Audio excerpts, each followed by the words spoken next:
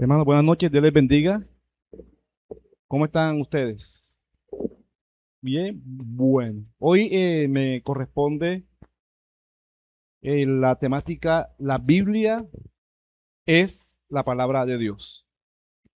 Entonces, como ya todos estamos en confianza y nos conocemos y sabemos, yo voy a hacer una especie de arquitectura de más o menos cómo se construyó, que ya sabemos porque hemos visto algunos temas en años pasados sobre lo que es la Biblia, la palabra del Señor. Entonces, yo voy a pedir el favor que un grupo que a la izquierda busque en su Biblia, segunda a Timoteo capítulo 3, versículo 16 y versículo 17. Y la derecha busque por favor en segunda de Pedro capítulo 1, verso 21. ¿Listo? Muy bien, entonces, aquí hay una pregunta para iniciar. Pablo, que si se encontraran Pablo y Pedro hoy en día, ¿qué le tendría o le hubiera dicho Pablo a Pedro y Pedro a Pablo sobre la escritura? Se encuentran Pablo y Pedro aquí en Cumaral y vamos a tomarnos un café ahí en Dulce Capricho, o Capricho, ¿ves? Bueno, Pedro, yo escribí, ¿te acuerdas que hace unos siglos yo escribí acerca de la escritura? ¿Tú qué me puedes decir? Pedro, pero yo también tengo que decirte algo, Pablo. ¿Qué creen ustedes que se hubiera originado en esa conversación? Bueno, entonces les dejo ahí. Gracias, hermano, por el inicio que nos acabas de dar o introducir.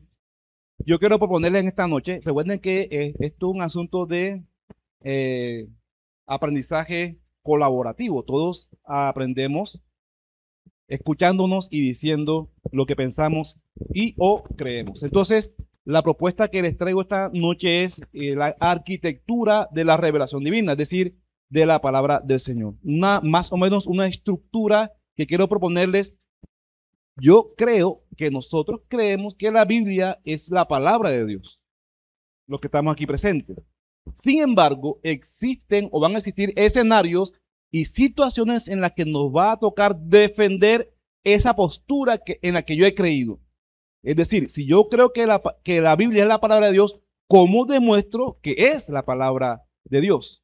¿Cómo al otro puedo por lo menos persuadir para que crea que la Biblia es la palabra del Señor? Entonces, la propuesta que le traigo es la siguiente. Es decir, Dios no es un Dios silencioso. Y si fuera un Dios silencioso, entonces sería un Dios totalmente desconocido. Es decir, que Dios, para darse a conocer, se va a revelar, se va a dar a entender, se va a dar a comprender. Entonces, Dios existe o Dios es real a través de la Escritura. Obviamente, como entendemos por la Biblia, que Dios se revela a través de Jesucristo, pero queda consignado en un texto, por así decirlo, toda la revelación de Dios. Dios se ha revelado en un documento, que es el que tenemos hoy en día nosotros, que llamamos Biblia, en un documento infalible. Es funcionalmente equivalente a un Dios que realmente se propone para el ser humano, para toda la humanidad. Entonces, ¿Dios es silencioso? Pues la respuesta lógica sería no. Dios habla, nos ha hablado, nos habla a través de Jesús, de su Hijo, y ahora tenemos también una colección de libros donde Dios se está dando a conocer constantemente y permanentemente. Por eso la consigna evangélica es que nosotros debemos meditar en su palabra todos los días, no solamente los domingos, los sermones del domingo, quedarnos con ellos, sino los que hacemos nosotros o las devocionales que hacemos nosotros todos los días. Dios se da a conocer, Dios nos habla a todos nosotros. Para conocerlo, para entenderlo, para comprenderlo. Muy bien. En segundo lugar, quiero presentarles algunas reglas de la evidencia bíblica.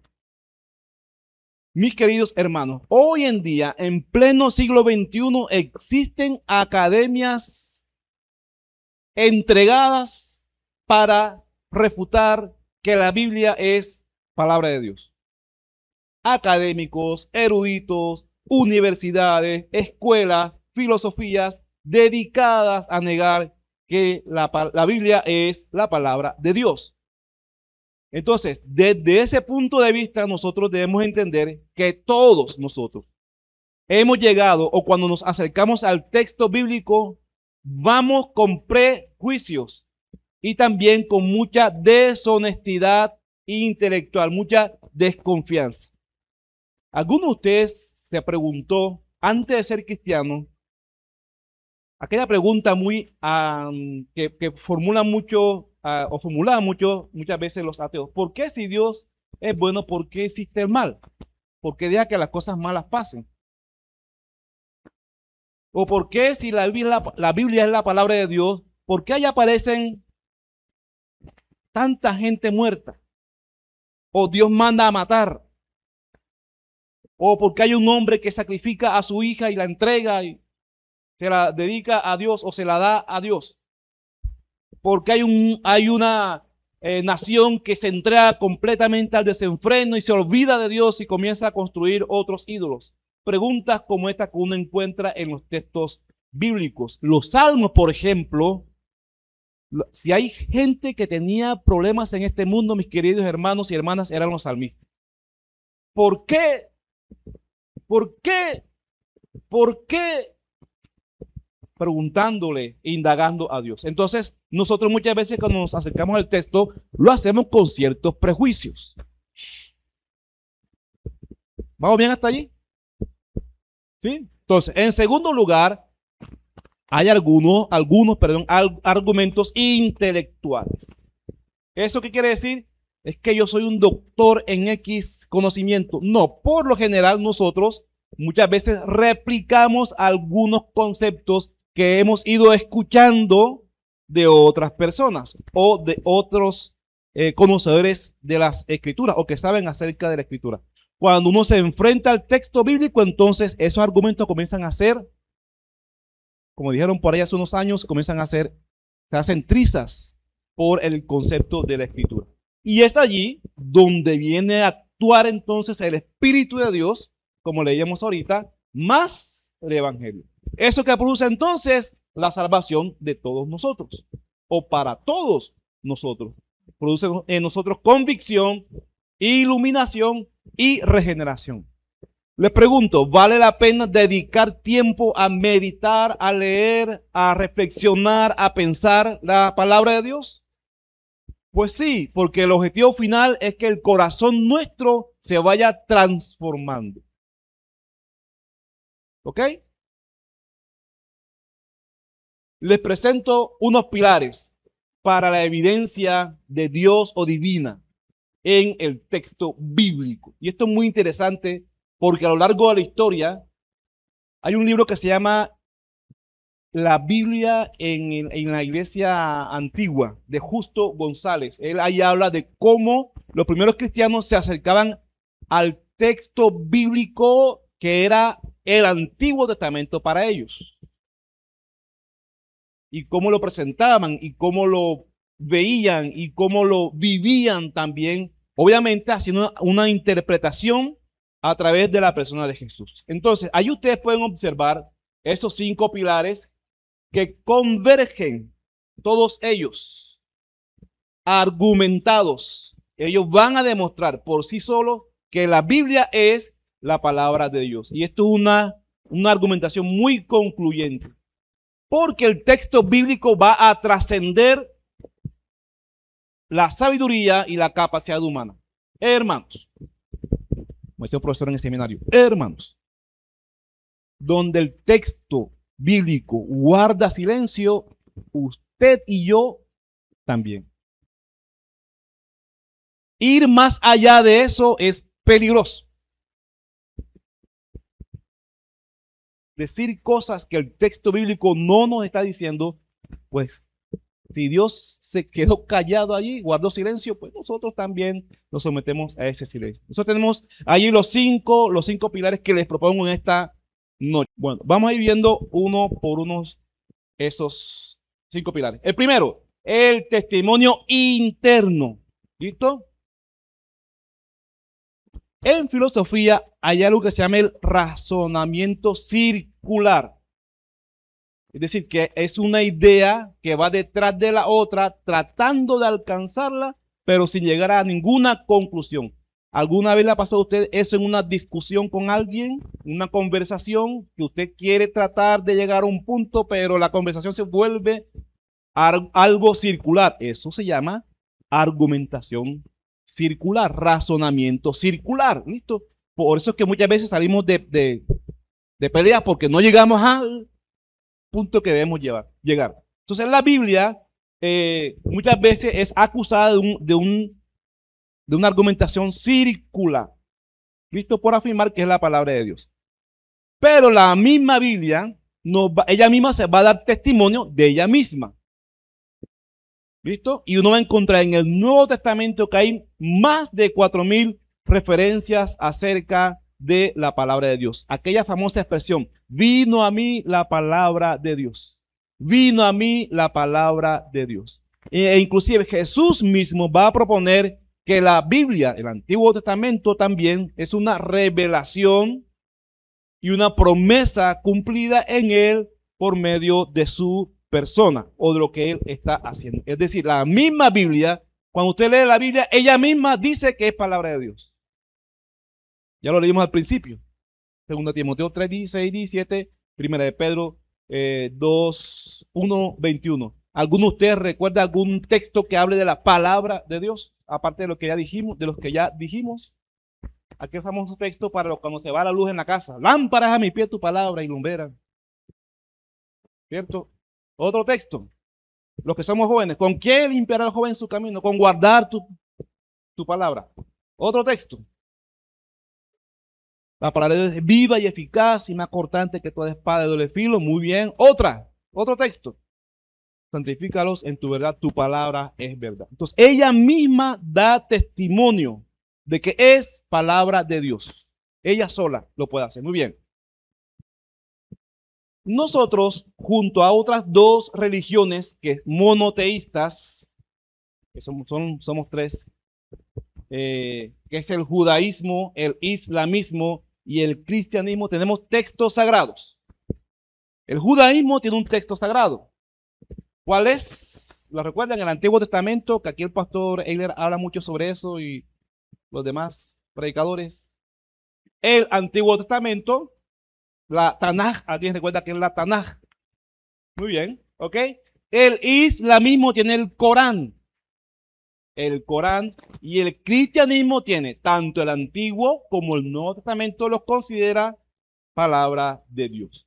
¿Listo? Entonces, vista como Biblia, para el judaísmo, el Tanaj es sagrado. Para el islamismo, el Corán es originalmente sagrado, pero tiene sus partes corrompidas o dañadas. Pero en la Biblia, para el creyente, para nosotros los cristianos seguidores de Jesús, la Biblia es infalible y también es completa. El judaísmo dice que Jesús es un falso Mesías. El Corán dice que Mahoma es el profeta, pero no murió crucificado. Pero el cristianismo sostiene desde la escritura que Dios se encarnó como Salvador y su Hijo murió crucificado. Cada una de estas profecías se fue cumpliendo en el cristianismo precisamente cumplida, mientras que en las otras dos no hubo ninguna aseveración al respecto. Bien. Entonces, ¿cuál es el primer testimonio?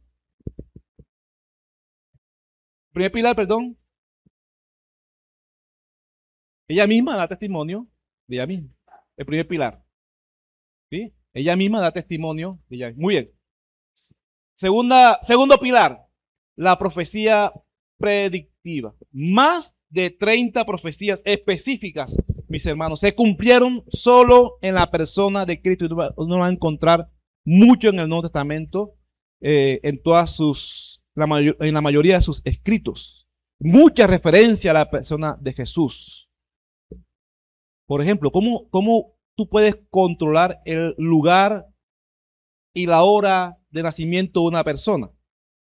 De entrada, eso ya da confiabilidad de la escritura. Es decir, como un ser humano, si sabía siglos atrás que esta persona iba a nacer en ese lugar e iba a vivir de esa manera, y en tal momento de la historia iba a aparecer. Entonces, toda la escritura está enfocada o termina enfocada en la persona de Jesús. No va a encontrar allí muchos textos allí que aparecen en este pilar número 2. Pasemos al pilar número 3, que es la inerrancia total de la Biblia. ¿Ustedes alguna vez habían escuchado la palabra inerrante? ¿Inerrancia? ¿Un poquito? ¿Alguien conoce la definición de inerrancia?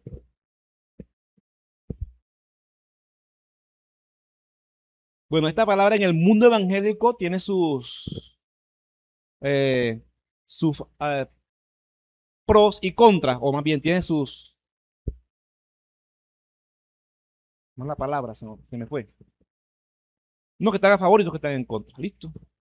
Pero la inerrancia, vamos a ver ahorita, de la palabra de Dios. Ella es y tiene una inerrancia total. Es decir, que carece de cero errores históricos, científicos o geográficos. Y en ese sentido, la arqueología como ciencia auxiliar, la historia también como ciencia auxiliar de la teología, va a corroborar que todo lo que está escrito en el texto sagrado bíblico sucedió, aconteció, fue real, fue verdadero. Entonces, uno va a encontrar, por ejemplo, en la arqueología unas excavaciones en Tesalónica y en Filipos que se dieron, o lo que narra el libro de los Hechos y el Evangelio de Lucas, fue realmente el lugar donde estuvieron Pablo y sus acompañantes, que fue una situación real, un escenario real por un lado. La arqueología contribuye a que entendamos que la Biblia es la palabra de Dios. Y también, ustedes van a recordar, hay un texto donde el sol se detuvo. Y uno siempre se preguntaba, ¿cómo es que el sol se detuvo? Si habían algunas ideas respecto al sol. Bueno, y otras, como por ejemplo, que la vida está en la sangre. La ciencia moderna entendió que realmente era así, como ya la Biblia lo venía diciendo. Y otros ejemplos que encontramos allí en el pilar 3 acerca de la tierra, acerca de la evaporación, de la condensación, cosas que estaban allí, explícitas en el texto bíblico, pero que la ciencia moderna en el siglo XVIII y XIX se dieron cuenta de que era real, que la Biblia lo decía. Bien, hermano, vamos bien hasta allí. Voy muy rápido. ¿Estamos entendiendo? La Biblia es la palabra de Dios. ¿Sí? Muy bien. Cuarto pilar, la unidad orgánica. Y aquí es muy interesante entender que los escritores bíblicos o los autores bíblicos fueron, seres humanos.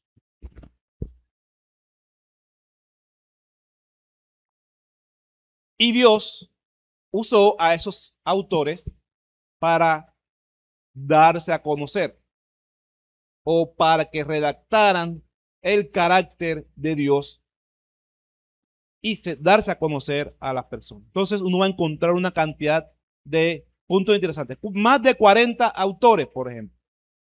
60 generaciones. 1500 años para redactar, para construir el texto sagrado. En 3 continentes diferentes. Algunos reyes, otros poetas, pescadores, médicos, etc. Y es allí donde interviene lo que dice segunda de Pedro 1:21. Dios es quien se encargó de cuidar su palabra. Y hay una sola mente encargada de construir todo esto. Y es la mente de Dios, la mente divina. Detrás de todo este gran grupo de personas está la mente de Dios, quien se encargó de direccionar y dirigir a estas personas. Y hoy tenemos nosotros el texto sagrado. Y quinto pilar, el último, y allá hay un asunto muy interesante al respecto, y es que cuántos libros para la iglesia protestante tiene el Antiguo Testamento, y en total son 66 libros, pero es una sola palabra. Eso es una cosa impresionante. 66 libros, diferentes mentes, diferentes formas de escribir, diferentes formas de expresar, pero es una sola palabra. Por ejemplo, en el Corán es el autor, en el Corán el autor es Mahoma. Y bueno, los que han leído el Corán saben que tiene una línea de tiempo y tiene un contexto cultural. Y es la obra de un solo hombre. Pero cuando vamos a la Biblia encontramos 40 autores, 1500 años, 3 continentes, y uno va a encontrar detrás de eso una mente superior. Entonces uno debe revisar cómo se está acercando al texto bíblico, porque la Biblia es la palabra de Dios. Todo esto ha sido milagroso. Dios mismo se ha encargado de cuidar su palabra. Y uno va a encontrar, por ejemplo, hay una síntesis de todo lo que hemos venido hablando, y es que el Antiguo Testamento nos decía que alguien viene, ese alguien era Jesucristo, él ha llegado. Ahora, para hacer una lectura de toda la Biblia, tenemos que hacerlo a través de la persona de Jesús. Una reinterpretación que fue lo que hicieron los primeros creyentes de los textos sagrados o del Antiguo Testamento que ellos tenían. Leer el libro a través de la persona de Jesús. Y el último, el quinto pilar, que eso es el que nos tocó a nosotros, el poder transformador que ejecuta la palabra de Dios en nuestras vidas. ¿Alguno de ustedes ha leído un texto bíblico que este texto lo tocó y le penetró el corazón y lo doblegó y usted dijo, esto para mí? ¿Sí? Esos textos bíblicos con los que uno se queda toda la vida. Es el poder transformador de la palabra de Dios en la vida de todos y de cada uno de nosotros, mis hermanos. Entonces, para finalizar, tenemos dos veredictos. Para nosotros los creyentes, la pregunta es, ¿qué tanto tiempo dedicamos a reflexionar y a ser reorientados por la palabra de Dios? Si consideramos que la Biblia es la palabra de Dios. Pero para aquellos que son escépticos, podemos decir que la mayoría de los que atacan este libro nunca, por lo general, lo han leído por completo. El reto es leerlo de Génesis hasta Apocalipsis, sin prejuicios, y pedirle a Dios que quite la ceguera intelectual, porque la evidencia está esperando allí en el texto bíblico. Yo quiero finalizar, hermanos, esta noche con algo que leí, nunca había leído en el Evangelio según San Juan. Bueno, sí lo había leído, pero no de esa manera, con otros lentes. Juan capítulo 20, versículos 24 al 29. Del 24 al 29. Muy bien, hermano, gracias. En el Evangelio de Juan, en este Evangelio, antes de la Pascua, la lógica era ver la señal para creer en Jesús. Esa era la lógica. Yo veo la señal, Jesús convierte el agua en vino y vienen otras señales. Esa es la lógica. Ver para creer. Sin embargo, para nosotros hoy, los creyentes del siglo XXI y los lectores, el lector oyente del Evangelio de Juan, la lógica ahora, la lógica del cuarto Evangelio es leer para creer. Esa es la lógica nuestra hoy en día. Leer para creer. Y ustedes van a ver en el versículo 31 de ese mismo capítulo 20, pero estas se han escrito para que creáis que Jesús es el Cristo, el Hijo de Dios, y para que al creer tengáis vida en su nombre. Esa es la lógica para los creyentes hoy en día. Leer para creer.